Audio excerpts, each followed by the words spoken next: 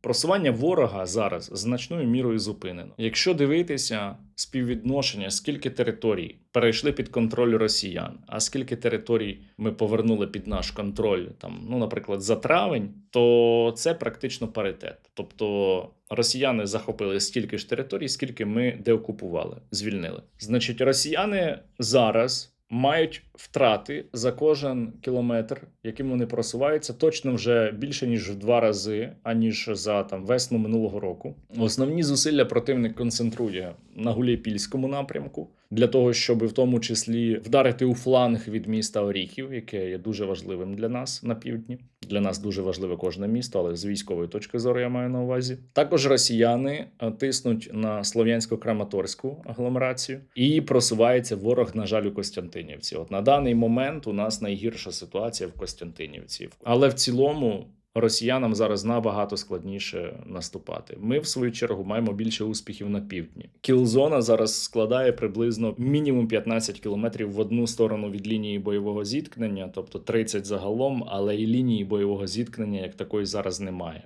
Фронт фрагментований. Це дуже відрізняється від усього, що раніше описувалося під час попередніх воєн. Зараз навіть захоплення якогось міста не гарантує росіянам подальшого активного просування. Більше того, росіянам стало простіше просуватися саме в містах. Чому? Тому що в містах простіше сховатися від дронів. Простіше організувати навіть логістику. І тому, стоячи на майже всіх ділянках фронту, які йдуть не через міста, росіяни мають успіхи у Костянтинівці. Але не тільки через це. Разом з тим, говорячи про сухопутну складову російсько-української війни, не можна забувати про Білорусь. Так, росіяни намагаються втягнути Білорусь іще активніше у війну, бо вона і так бере участь. Зараз на території Білорусі є елементи інфраструктури для ретрансляції сигналів шахедів. І я думаю, що їх там не буде рано чи пізно. Або добровільно Лукашенко їх прибере, або вони зникнуть внаслідок дій невідомих добрих людей. У мене є таке передчуття. Але разом з тим Білорусь надає іншу підтримку. Там є виробництво зброї для російської армії, бензин, знову ж таки, дизель для російської армії зараз постачається з Мозирського нафтопереробного заводу. Це загроза для нас і це треба припиняти. Так не має бути. Фактично зараз Білорусь стала таким собі тилом так званої Росії.